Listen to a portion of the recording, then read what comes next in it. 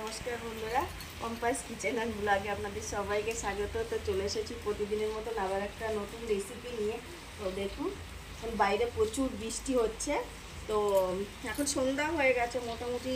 এখন কটা বাজে এই হচ্ছে কেন 6টা মতন বাজে আর কি, 6:15 বাজে, 6:10 বাজে। তো আজকে রেসিপি করে দেখাবো। তো দেখুন কেমন বৃষ্টি হচ্ছে বাইরে, তো খুব সুন্দর লাগছে বৃষ্টিটা।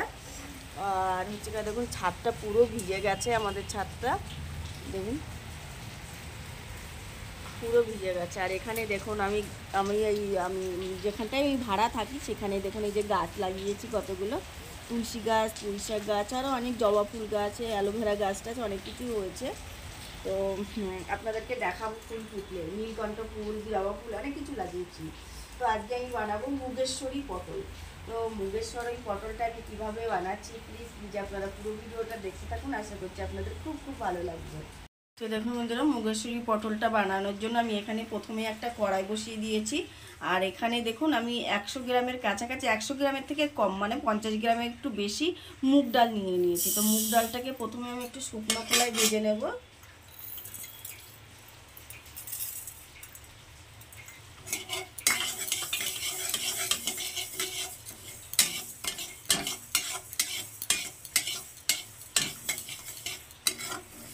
একটা সুন্দর গন্ধ বেরোনো পর্যন্ত এটাকে ভেজে নেব।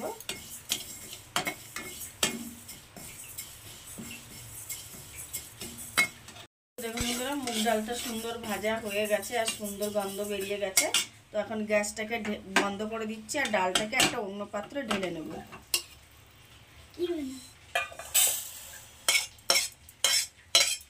তো বন্ধুরা দেখুন, মানে ডালটাকে আমি একটুখানি জলে ভিজিয়ে রাখছি, অল্প জল দিয়ে ডালটাকে একটু ভিজিয়ে রেখে দিচ্ছি।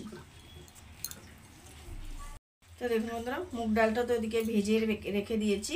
আর এখানে দেখুন আমি অনেকগুলো পটল নিয়ে নিয়েছি। তো পটলগুলোকে আমি প্রথমে একটু দেখুন কীভাবে মানে ছুলে নেবো আর কি। অল্প অল্প খোসা, একটু একটু খোসা আমি রেখে দেবো, পুরোটা ছুলবো না, একটু একটু করে রেখে দেবো। এইভাবে ছুলে নিয়েছি, ছোলার পরে এইভাবে একটু চেঁচে নেব সাইডগুলো।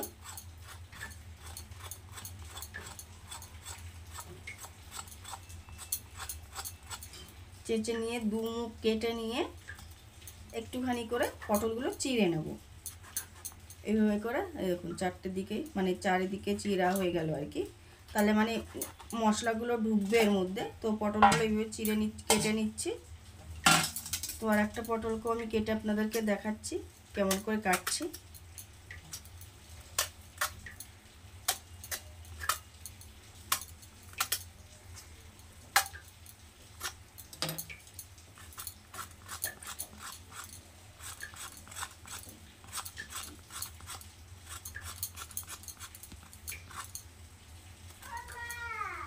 হ্যাঁ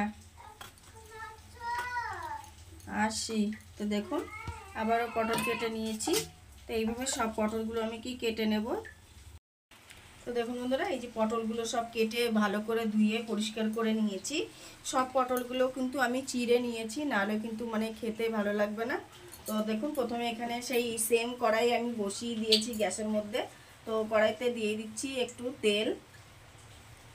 তো তেলটা একটু গরম হতে দেব। তেলটা গরম হয়ে গেছে, তো এবার পটলগুলোকে তেলের মধ্যে দিয়ে দিচ্ছি।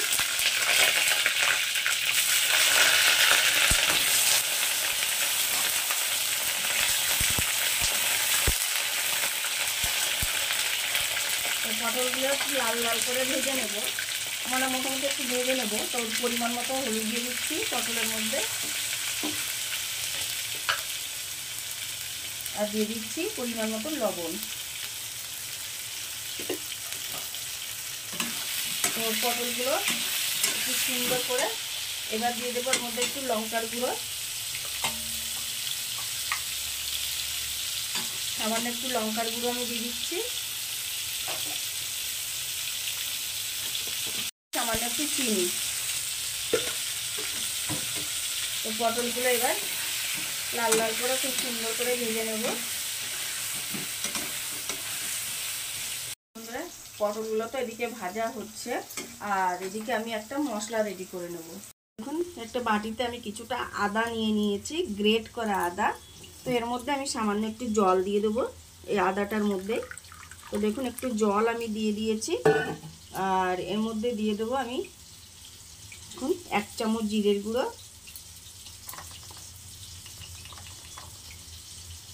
হাফ চামচ ধনের গুঁড়ো, হাফ চামচ লঙ্কার গুঁড়ো আর হাফ চামচ হলুদ দিচ্ছি, পরিমাণ মতো লবণ। তো এটাকে আমি একটা মশলা বানিয়ে পেস্ট করে নিলাম। তো এটা একটু আমি গুঁড়ো মশলা দিলাম, তো আপনারা চাইলে জিরে লঙ্কা এগুলো আদা বাটা দিতে পারেন। তো আমি যেহেতু গুঁড়ো মশলা দিলাম সেই জন্য এটা জলে পেস্ট করে নিলে মশলাটা কিন্তু খুব সুন্দর মানে পেস্ট তৈরি হয়ে যায় আর কি। এটা জলে দিলে এটা ফুলে ফেঁপে নরম হয়ে মানে ফুলে ওঠে আর কি, নরম হয়ে সফট হয়ে যায় মশলাগুলো। তো দেখুন চামচের সাহায্যে এগুলোকে গুলে নিলাম। তো পটলটা ভাজা হতে হতে মশলাটাও মানে নরম হয়ে ঠিক পর্যায়ে চলে আসবে আর কি। তো দেখুন কত সুন্দর হয়েছে মশলাটা। আর এদিকে দেখুন বন্ধুরা পটলগুলো ভাজা হয়ে গেছে। তো পটলগুলোকে এবার আমি তুলে নেব।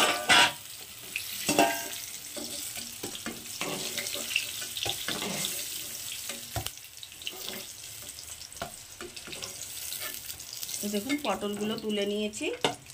আর এখানে যা তেল আছে আমি আর তেল দেব না, এই তেলেই আমি রান্নাটা করে নেব। তো প্রথমেই তেলের মধ্যে আমি দিয়ে দিচ্ছি একটু সাদা জিরে, একটু গোটা গরম মশলা, দুটো তেজপাতা। তো মশলাগুলো সামান্য একটু ভেজে নেব। আর দিয়ে দিচ্ছি আমি 2-3টে শুকনো লঙ্কা। তো সবগুলো একটু ভালো করে ভেজে নেব। তো দেখুন সবগুলো সুন্দর ভাজা হয়ে গেছে আর সুন্দর একটা গন্ধ বেরিয়ে গেছে। এবার আমি এর মধ্যে দিয়ে দিচ্ছি আমি আগে থেকে যে মশলাটা আমি পেস্ট করে রেখেছিলাম, আদা জিরে ধনে লঙ্কা হলুদ নুন, তো সেগুলোকে আমি এটার মধ্যে দিয়ে দিচ্ছি।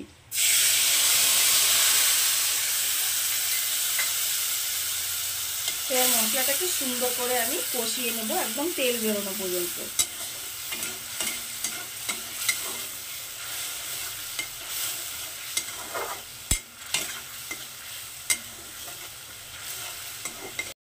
তো দেখুন বন্ধুরা মশলা থেকে সুন্দর তেল বেরিয়ে গেছে। তো আর মশলাটা খুব সুন্দর কষানো হয়ে গেছে। এই পর্যায়ে আমি এর মধ্যে দিয়ে দিচ্ছি আগে থেকে যে ভাজা মুগ ডালটা ভেজে রেখেছিলাম, সেই মুগ ডালটাকে আমি ভালো করে ধুয়ে পরিষ্কার করে নিয়েছি।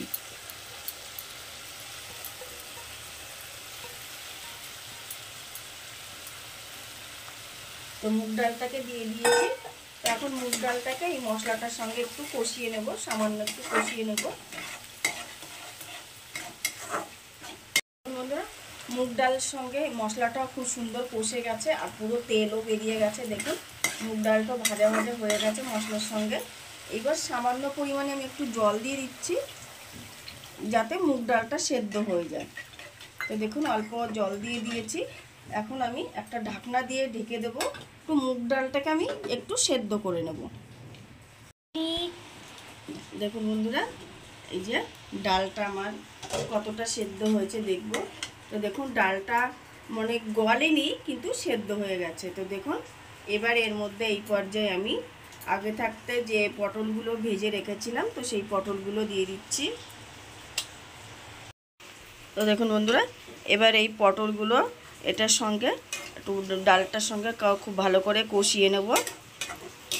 এটাকে মানে আর একটু কষাবো এটার সঙ্গে, পটল আর ডালের সঙ্গে একটু তেল বেরোনো পর্যন্ত আর একটু কষিয়ে নেব। তো দেখুন বন্ধুরা ডালটা সেদ্ধ হয়ে গেছে, পটলের সঙ্গে মানে কষানো হয়ে গেছে আর কি। তো দেখুন পুরো মানে শুকিয়ে গেছে। এই পর্যায়ে আমি এর মধ্যে একটু অল্প পরিমাণে দুধ আমি দিয়ে দিচ্ছি, অল্প একটু দুধ আমি দিয়ে দিচ্ছি এটার মধ্যে।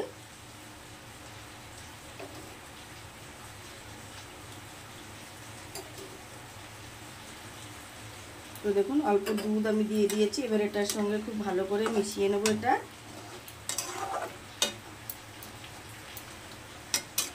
তো এবার এটা মিশিয়ে নিয়েছি। তো এটা আমি একটা ঢাকনা দিয়ে ঢেকে 2 থেকে 3-4 মিনিটের জন্য এটাকে রেখে দেবো। তো দেখুন বন্ধুরা 5 মিনিট পর আমি ঢাকনাটা খুলে দিয়েছি। তো দেখুন কত সুন্দর পুরো জল শুকিয়ে গেছে। এটা মানে শুকনো শুকনোই হবে, এটা বেশি মানে ঝোল ঝোল হবে না। তো এটা যেহেতু নিরামিষ তরকারি, তো তার জন্য আমি এটা একটু মিষ্টি দিলে বেশি ভালো লাগে। তো আমি একটু মিষ্টি চিনি একটু দিয়ে দিলাম, 1 চামচের মতন চিনি দিয়ে দিলাম। তো চিনিটাকে খুব ভালো করে মিশিয়ে নেব। আর এই পর্যায়ে আমি দিয়ে দিচ্ছি একটু গুঁড়ো গরম মশলা। আগে আমি গোটা গরম মশলা দিয়েছিলাম, তো এবার একটু গুঁড়ো গরম মশলা দিয়ে দিলাম। যেহেতু নিরামিষ তরকারি, তো ওটা তার জন্য মানে এগুলো দিলে কিন্তু খুবই ভালো হয়। নিরামিষ তরকারি যেহেতু, এই জন্য দিচ্ছি একটু দেশি গাওয়া ঘি, ঝর্ণা ঘি দিচ্ছি। তো দেখুন এবার এগুলো সব একসঙ্গে খুব ভালো করে মিশিয়ে নেব।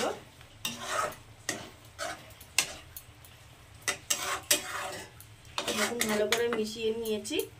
আর এবার আমি এটাকে গ্যাসটাকে অফ করে দিচ্ছি। অফ করে দিয়ে আমি এটা একটু 2-3 মিনিটের জন্য একটু রেস্টে রেখে দেব। তো দেখুন বন্ধুরা 3-4 মিনিট পর আমি ঢাকনাটা খুলে দিয়েছি। আর দেখুন কত সুন্দর দেখতে লাগছে। তো দেখুন তৈরি হয়ে গেছে আমাদের মুগেশ্বরী পটল। তো আজকের রেসিপি আপনাদের কেমন লাগলো অবশ্যই করে কিন্তু কমেন্টে জানাবেন।